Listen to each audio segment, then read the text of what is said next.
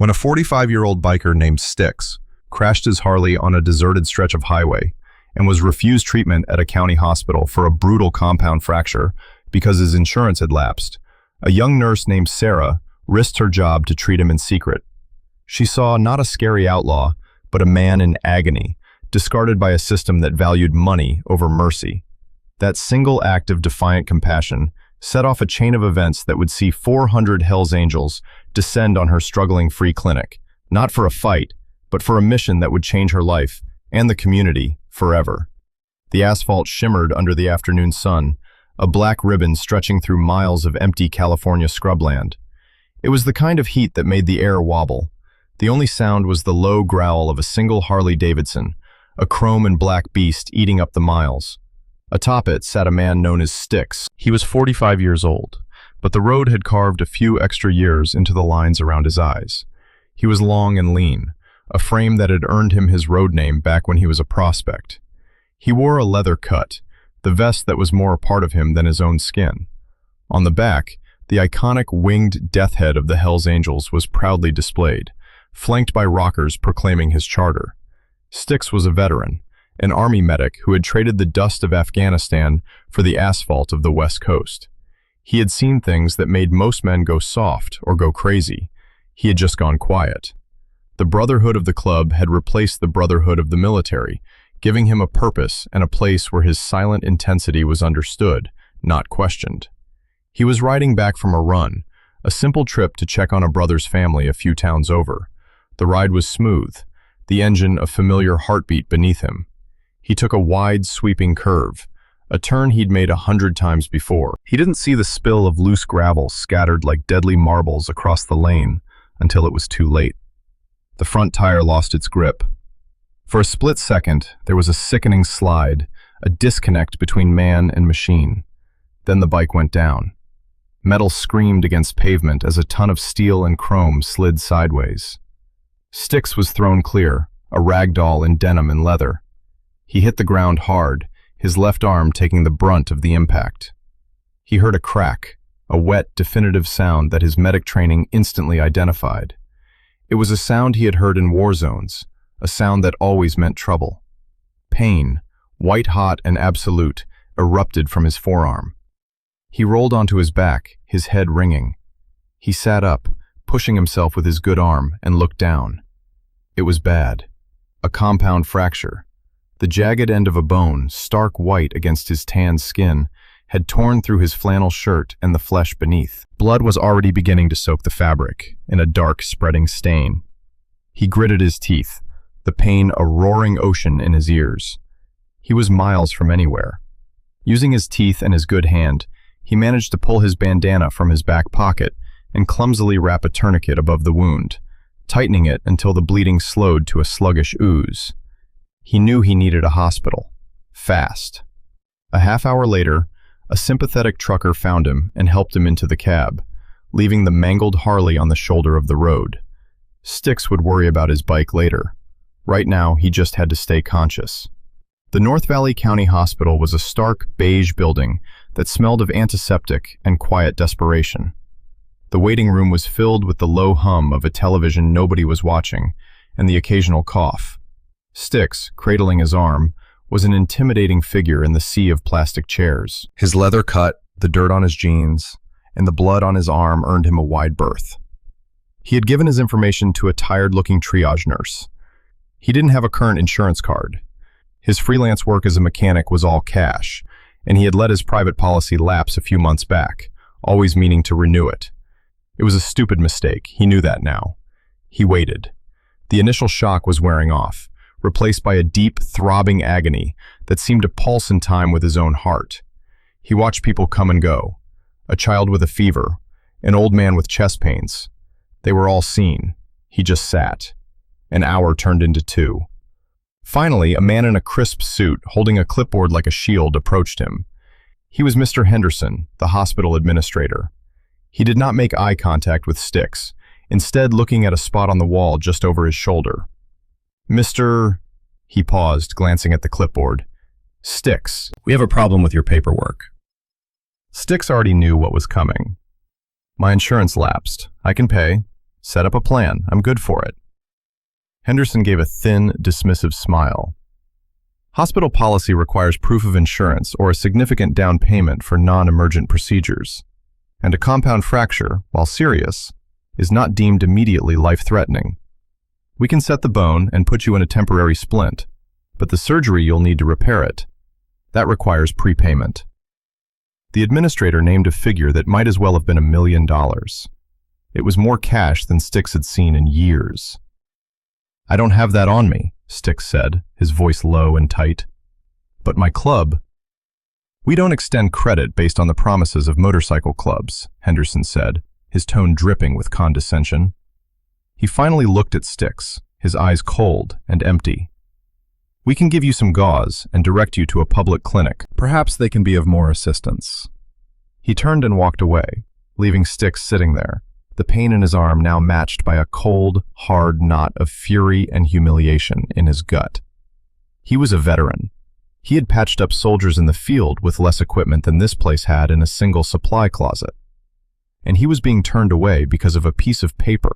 He saw it all. He saw the cold calculation in the administrator's eyes. He saw the way people in the waiting room looked away, a mix of fear and pity. He was invisible, a problem to be discarded. From across the room, another person had seen it all too. Her name was Sarah. Sarah was a nurse. She was 29, with kind eyes and a fire in her soul that the long hours and endless bureaucracy of the county hospital had not yet managed to extinguish. She was just finishing a grueling 12-hour shift in the ER. She had seen Henderson's approach and knew exactly what was happening. She had seen it before. She knew what a compound fracture looked like. She knew the risk of infection, of permanent nerve damage, of losing the use of the arm entirely if it wasn't properly cleaned and set by a surgeon within hours. What Henderson had called non-emergent was a lie of administrative convenience. It was a potential life-altering injury. She watched as the biker, his face a mask of controlled pain, slowly got to his feet. He didn't argue or yell. He just absorbed the blow with a sort of weary resignation that broke her heart. He turned and began to walk toward the automatic doors, a man defeated. Something inside Sarah snapped. It was the same feeling she got when she saw a patient's pain being ignored, or a family member being treated with disrespect. It was a righteous anger, a protective instinct that was the very reason she had become a nurse in the first place. She had a small, struggling free clinic she ran on her 2 days off, a place born from this exact frustration. It was a tiny rented storefront across town, funded by her own salary and a few meager donations. It was always on the verge of going under. Her clinic was her sanctuary. It had peeling paint and second-hand equipment, but inside its walls, care was unconditional. There were no insurance forms, no administrators, no judgments. There was only the need and the help she could give. Watching Sticks walk out, she felt a surge of pure, unadulterated fury at the system. This man had served his country. He was clearly in agony, and he was being thrown away. Not on her watch. She made a split-second decision. It was reckless. It could get her fired. She didn't care. The moral cost of doing nothing was far higher than the professional risk of acting. She hung her head, pretending to check her phone, and let him pass her. She waited a beat, then slipped out the automatic doors behind him. The evening air was cooler now. He was halfway across the parking lot, walking slowly, his shoulders slumped. "Hey," she called out. He stopped and turned, his expression wary. Sarah walked quickly to catch up to him, keeping her voice low. "I'm a nurse. I was in there. I saw what happened." Sticks just stared at her, his eyes guarded. He expected pity, or maybe a lecture. "It's wrong," she said, her voice fierce. "What they did is wrong. Your arm needs surgery, and it needs it now. The bone needs to be cleaned, and you need antibiotics, or you could lose it." He nodded slowly, a flicker of surprise in his eyes. He hadn't expected this. "I have a place," she said, the words tumbling out. "It's a small clinic, not much, but it's clean. I don't have an operating room, but I can clean the wound, set the bone properly, and get you started on the right medication. I can give you a real fighting chance until you can find a surgeon who isn't a heartless ghoul." Sticks looked from her earnest face to his bloody arm, then back again. He was a man who trusted very few people outside of his club, but he had spent a lifetime reading people, in firefights and in bar rooms. He saw no lie in her eyes. He saw only a raw, defiant kindness. "Why?" he asked, his voice raspy. "Because I'm a nurse," she said simply, as if that explained everything. "And that's what we do. We help people who are hurt." She scribbled the address of her clinic on the back of a receipt from her pocket. "I get off in 20 minutes. I'll need to acquire some supplies. Meet me there in an hour." He looked at the address, then back at her. For the first time, the hard mask on his face softened. He gave a single, sharp nod. "Okay." Sarah rushed back inside, her heart hammering. Her next move was the most dangerous. She walked briskly to a central supply closet, her keycard in her hand. Her mind raced. She needed irrigation solution, sterile gauze, injectable antibiotics, a local anesthetic, splinting materials, and strong painkillers. Her hands trembled as she swiped the card. The light turned green. She pulled the door open and stepped inside, pulling it almost shut behind her. The shelves were packed with medical supplies, a treasure trove of healing that was denied to the man in the parking lot. She felt like a thief, her breath catching in her throat with every footstep she heard in the hallway. She wasn't just grabbing a few bandages. This was thousands of dollars worth of material.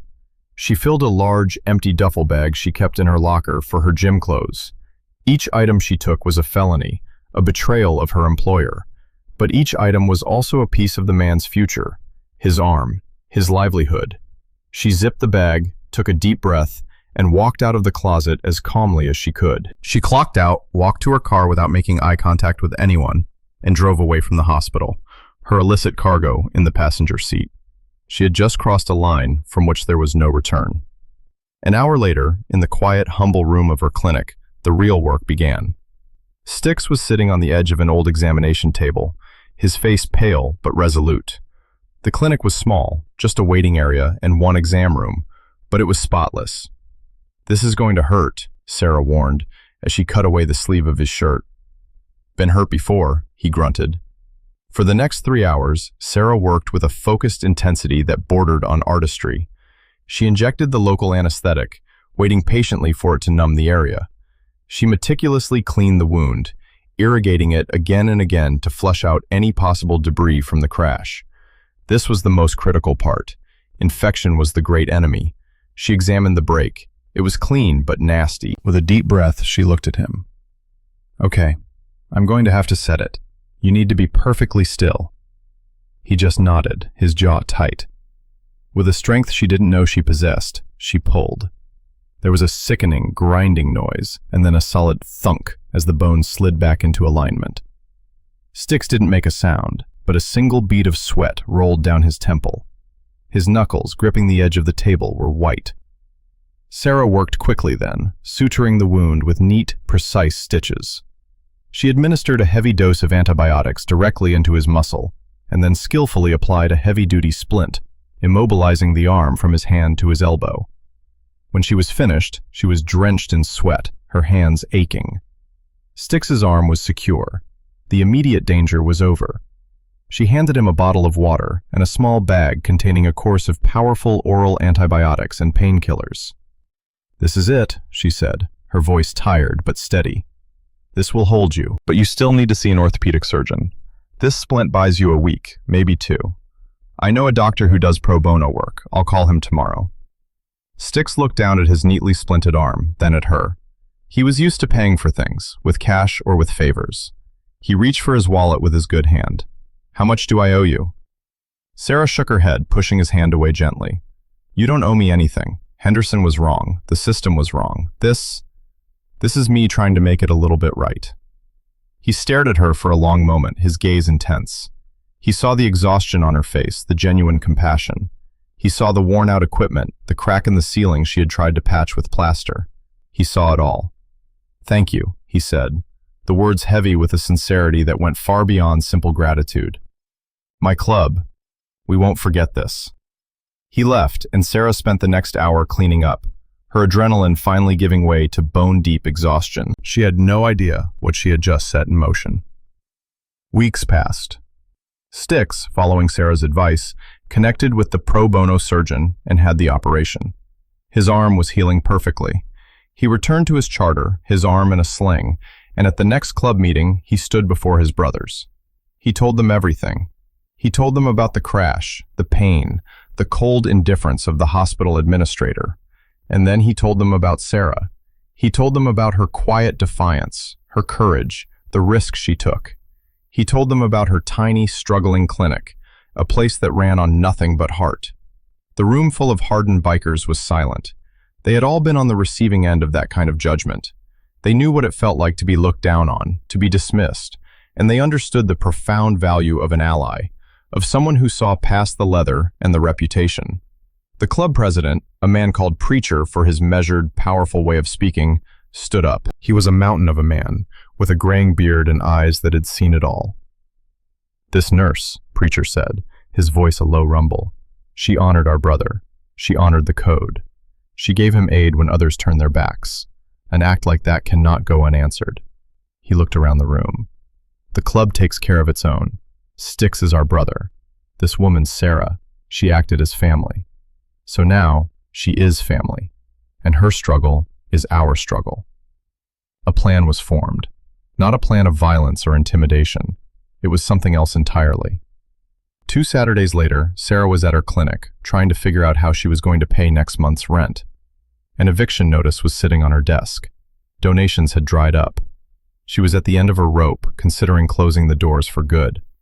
The thought felt like a physical defeat. That's when she heard it. It started as a low rumble, a distant vibration that she felt in the soles of her feet. It grew steadily louder, a deep, guttural roar that sounded like thunder rolling in on a clear day. She went to the front window and looked out. Her heart stopped. Coming down the street, filling it from curb to curb, was a river of steel and chrome. Hundreds of motorcycles moving as one. At the front of the pack, she recognized Sticks, riding on the back of another bike, his arm in a black sling. They were Hell's Angels, and they were all heading for her clinic. 400 of them. Fear, cold and sharp, pierced through her. She thought, "This is it. They've come for me. Maybe they think the treatment wasn't good enough. Maybe they think I owe them something." Her mind flashed to every horror story she'd ever heard. She backed away from the window, her breath catching in her chest. The roar of the engines cut out, plunging the street into a sudden, shocking silence. Doors of the neighboring shops closed. Faces peered from behind curtains. The entire block held its breath. The bikers dismounted in unison. They were a formidable army of leather, denim, and steel. Sarah stood frozen behind the counter, her knuckles white. The door to the clinic opened. The man who walked in was Preacher. He was even bigger up close. He took off his sunglasses, and his eyes, surprisingly, were calm and intelligent. He looked around the small, worn-out clinic, taking it all in. Then his eyes landed on her. "You Sarah?" he asked, his voice gentle. She could only nod, her throat too tight to speak. "I'm Preacher. I'm the president of this charter," he said. He gestured back toward the street. "Sticks told us what you did for him." Sarah braced herself. "You showed him honor," Preacher continued. "You risked yourself for our brother. The Hell's Angels do not let a debt like that go unpaid." Sarah's fear began to slowly recede, replaced by a profound confusion. Preacher smiled, a genuine warm smile that transformed his intimidating face. "We heard your clinic was having a hard time, so we're here to fix it." As if on cue, the bikers began to move. It was a perfectly organized operation. A group of men carrying toolboxes walked past Preacher and into the exam room. "Leaky faucet and that crack in the ceiling are first on the list," one of them said. Another group, led by a man with Sparky embroidered on his cut, started examining the flickering fluorescent lights. "Bad ballast. Whole system's a fire hazard. We'll rewire it." Outside, a large rental truck pulled up. The back rolled open, and bikers started unloading brand new equipment. A modern, fully adjustable examination table. A state-of-the-art autoclave for sterilizing instruments. A diagnostic wall unit. Things Sarah had only dreamed of owning. Then, another line formed. It snaked from the street, through the door, and right up to her counter. One by one, each biker, 400 of them, stepped up to her. They didn't say much. Some just nodded. Some said thank you. and each one of them laid a crisp, folded $100 bill on the counter in front of her. The pile of money grew from a small stack to a small mountain. Sarah stood there, tears streaming down her face, unable to speak. This wasn't charity, this was respect. It was a tidal wave of gratitude, delivered by the most unlikely of angels. If you believe that one act of kindness can change the world, hit that subscribe button and share this story with someone who needs to see it. While the carpenters, plumbers, and electricians swarmed her clinic, transforming it from a place of decay into a place of hope, Sticks found her. He was no longer a patient, but a brother, a friend. He stepped forward and wrapped his good arm around her in a gentle hug. "I told you we wouldn't forget," he whispered. "You saw me when no one else did." Sarah hugged him back, burying her face in his leather vest, the scent of road dust and engine oil filling her senses. She wasn't crying from sadness or fear anymore. She was crying from a relief so profound it felt like she could finally breathe after holding her breath for years. "Thank you," she sobbed. "Thank you for seeing me." By the end of the day, the clinic was reborn. The walls had a fresh coat of paint. The plumbing didn't leak. The lights shone brightly and steadily. The waiting room chairs had been repaired. The supply closet was stocked to the ceiling with everything from bandages to antibiotics, all paid for by the club. And on her desk sat $40,000 in cash, enough to keep the lights on, pay the rent for years, and maybe even hire some help. Preacher was the last to leave. He stood in the doorway of the newly revitalized clinic and looked at Sarah, who was standing in the middle of the room, looking dazed and overwhelmed with joy. "This place is under our protection now," he said, his voice leaving no room for argument. "Nobody will ever give you trouble again. You need anything, you call us. Your family." He placed a small, newly stitched patch on the counter. It was a simple design, a pair of angel wings cradling a red cross. "For the clinic door," he said, "so people know." Then he was gone. The thunder of engines returned, and the river of steel flowed back out of town, leaving behind a transformed clinic and a community in stunned silence. 1 year later, the sign on the front of the clinic had changed. It now read, "The Iron and Blood Free Clinic." Below the name was the patch Preacher had given her, proudly displayed. The clinic was thriving. It had become a beacon in the community, a place known for its unconditional care. Sarah had been able to hire another part-time nurse, and they saw dozens of patients a week, the homeless, the unemployed, the forgotten. No one was ever asked for an insurance card. No one was ever turned away. The Hells Angels had kept their word. They were the clinic's silent guardians. Every year they hosted the Ride for Sarah's Angels, a massive charity run that raised enough money to fund the clinic's operations for the entire year. Bikers from all over the state would participate.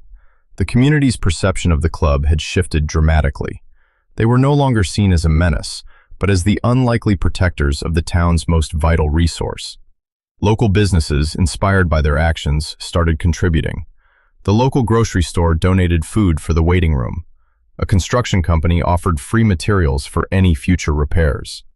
As for Mr. Henderson, the hospital administrator, his cold-hearted practices had not gone unnoticed. An investigation, sparked by an anonymous tip about the night Sticks was turned away, uncovered a pattern of similar incidents. He was quietly forced to resign, his career in healthcare administration over. Justice, it turned out, sometimes rode a Harley. Sticks was a permanent fixture at the clinic. His arm had healed perfectly, leaving only a faint scar as a reminder. He volunteered 3 days a week. He wasn't a medic anymore, but he was a healer in his own way. He would check people in, his calm, quiet presence putting even the most nervous patients at ease.